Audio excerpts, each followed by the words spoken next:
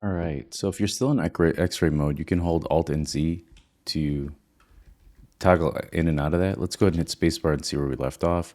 You can see our building kind of falls and crashes here, which is pretty cool. If you want a little bit more directed access, you can keep separating these pieces out like this box here, this top part, and then when you put it together, as long as they're not sitting right on top of each other, you'll be okay. Right now, we're just kind of doing just a generic simulation. Later on your personal projects, or when I have you team up with somebody, you can start to plan out your scenes. So anyway, this lecture is about adding rigid body constraints to our building to control the flow. All right, so go ahead and right click on this building pieces and then go to select objects, and that'll select everything underneath it. And if we toggle that down, we have 209 pieces. So for some of you, that might be nothing for your computer. For others, that might take a while. So if we do this next step and it sort of hangs for a little bit, give it some time. And now we need an active object. I'm going to deselect that. So I'm going to hold shift and click on that top piece, and you can see that represents our active object. And you can see it's highlighted by orange, but we do have, if we go into our building pieces, they are all selected.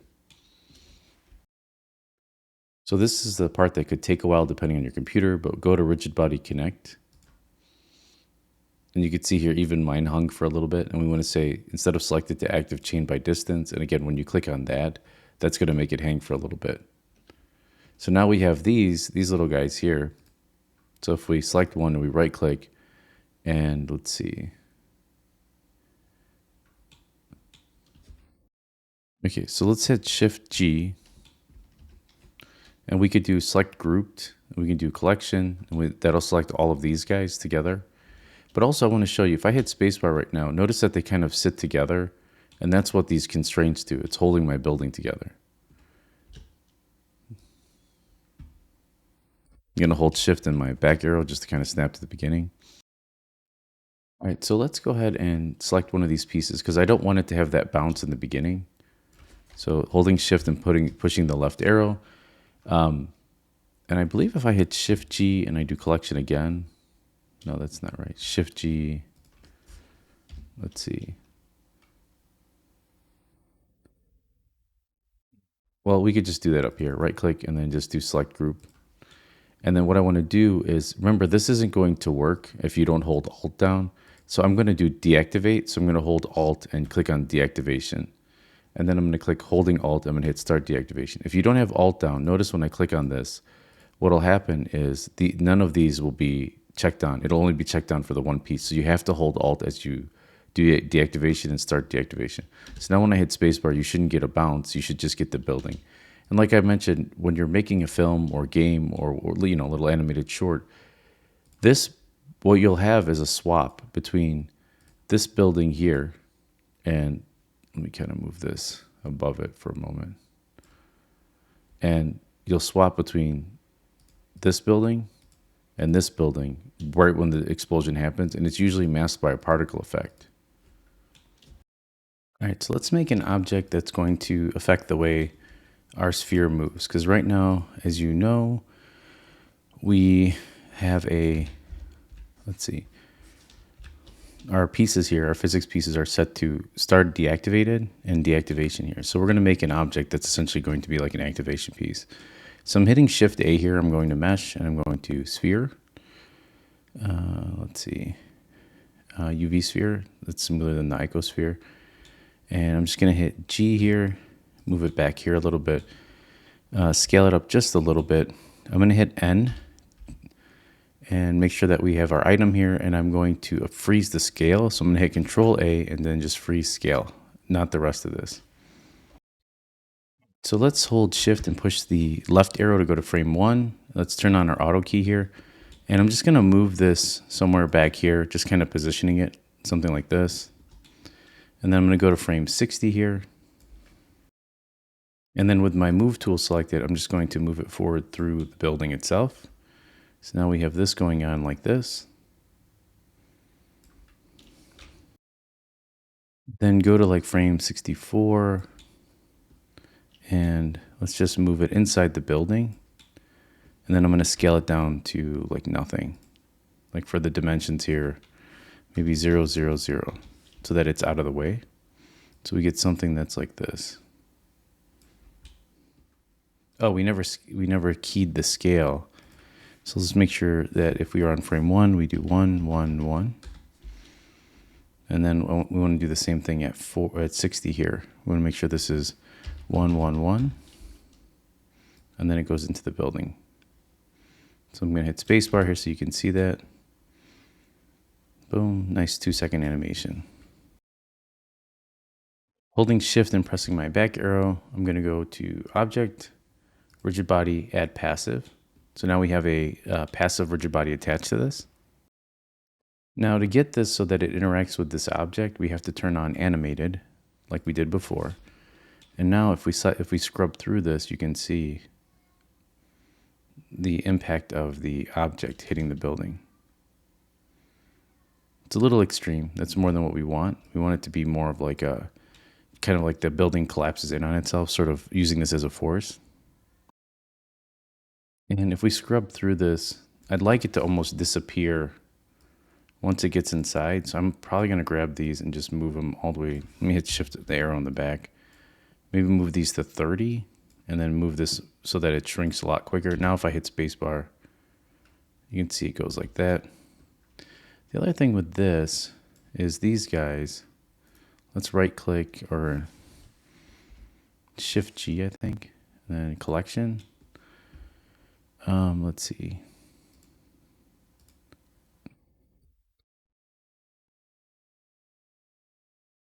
I think this is okay.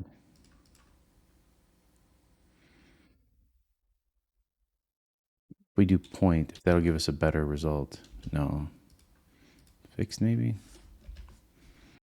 Okay, so let's add these to their own collection too. So select one of these, hit Shift G, and then select collection. And you can see they're actually not in a collection. So if you hit M, you can create a new collection. And that collection is just going to be called const for constraints. Hit create, and now you can see that all of these constraints are in their own collection, and then I can just right click in here and do select objects. All right, so let's try this. I'm going to select one of these constraints and then Shift G and then just select collection again and then constraint, and that'll select all the ones in the constraints collection.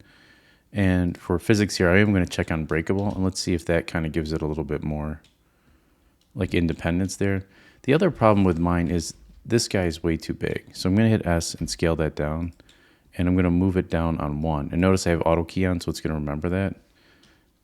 And then I'm going to hit Shift A, or Control A rather, and I'm just going to freeze the scale there so that when it moves through, it kind of remembers that same thing. I feel like there's too much force there. Let's see. Building pieces, select objects. Let's see.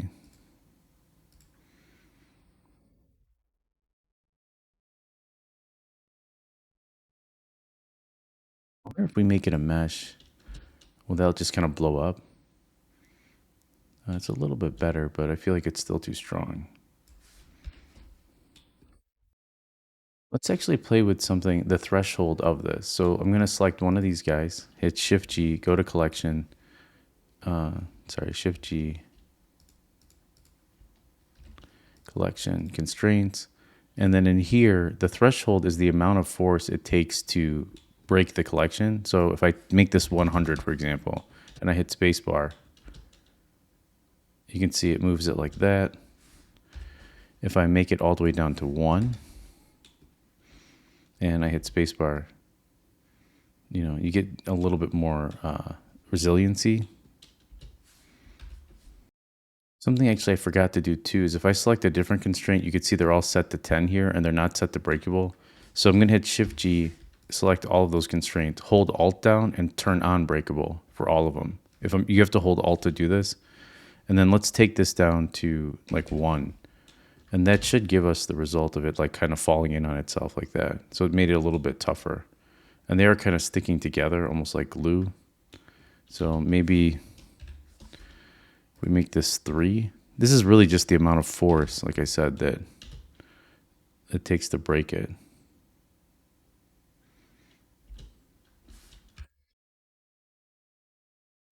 I want it to be more free falling instead of like a bullet going through the building. So I think, let's see, where's that, does that sphere end up?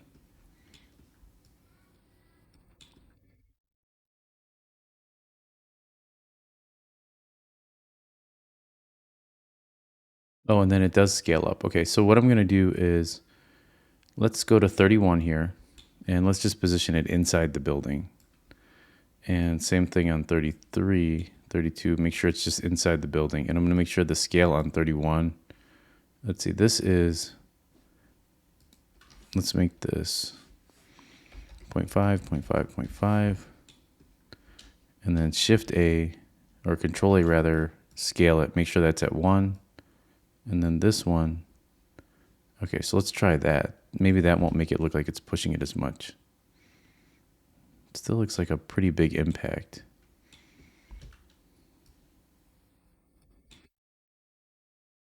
I also want to try something else.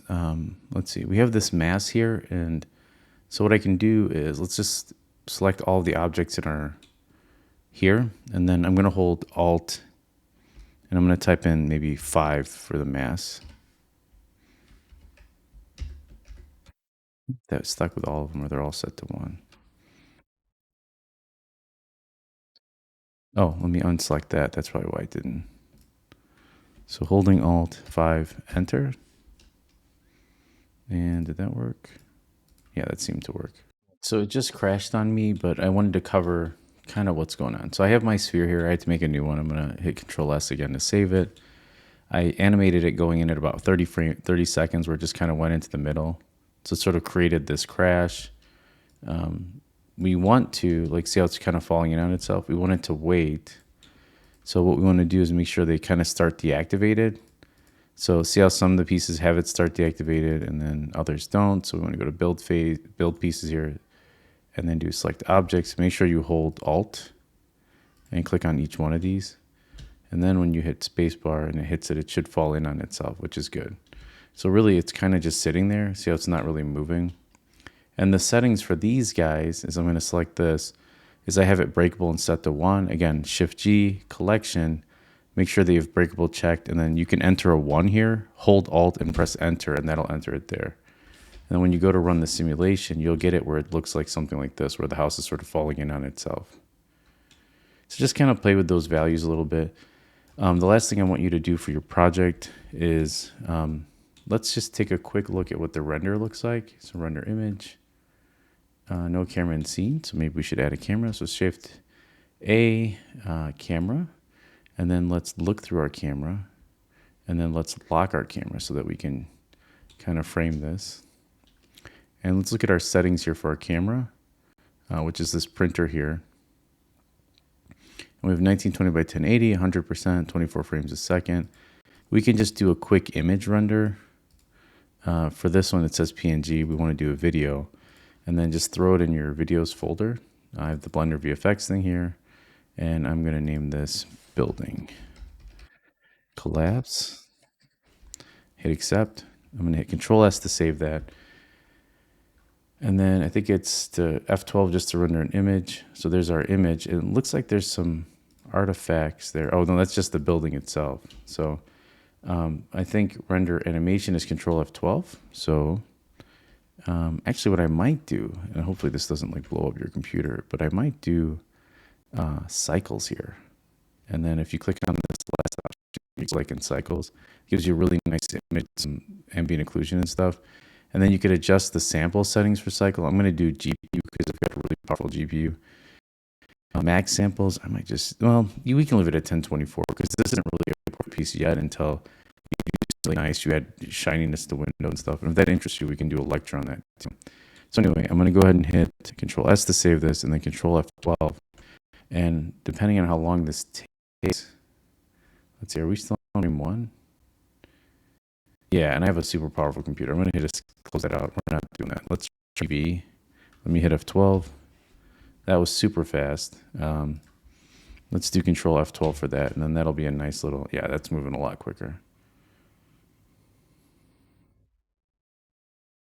So we've got a little bit of bounciness and some weirdness going on. Oh, you know what? I didn't run the simulation all the way through. So I'm going to go ahead and hit space bar. Let that simulation run through. I think that's good enough. Maybe 130. And then let's go to our printer here and just kill this at 130. Oops, not 1360, 130. So I'm going to hit Control and F12. Oh, 1 second. You got to run the simulation from the beginning. Did I do something wrong here?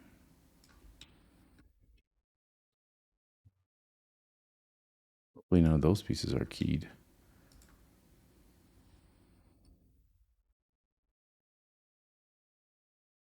Let's see, building pieces, select objects.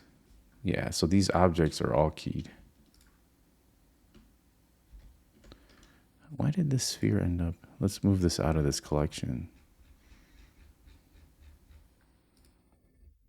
I'm going to hit, I think it's M.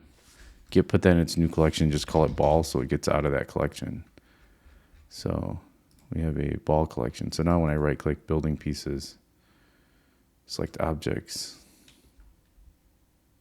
Yeah, you see how these are keyed? I don't want those keyed. That's the whole reason that's breaking. So I'm going to hit X and I'm going to delete those keyframes. I think that's what the issue we were having before. Save it. All right, let's try that again. It crashed on me again. So that's kind of a bad sign. Make sure all these keys are deleted. Hit spacebar. There we go. That's what we want for our simulation. And this is our camera angle.